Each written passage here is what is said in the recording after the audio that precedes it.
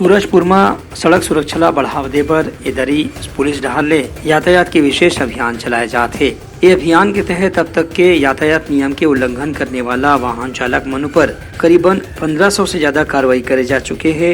एमा पुलिस अधीक्षक इंदिरा कल्याण एलेसला डहले बताए गए है कि यातायात नियम के उल्लंघन करे के मामला में अब तक के 4,66,000 रुपए के जुर्माना घलो वसूल करे गए है। एमा खास तौर से बिना हेलमेट गाड़ी चलाना, बिना लाइसेंस, बिना आरसी बुक के गाड़ी चलाना, 4 पहिया गाड़ी में बिना सीट बेल्ट बांधे गाड़ी चलाना या 2 पहिया गाड़ी में 3 सवारी बिठाना जैसे अपराध और गड़बड़ी शामिल है। यातायात पुलिस डहर ले कार्रवाई करे के संगे संग लोगन मन ला समझाइश घलो दे जाते कि यातायात के नियम नहीं माने से उनका जान के खतरा है और नियम माने से उनका जान के सुरक्षा होते।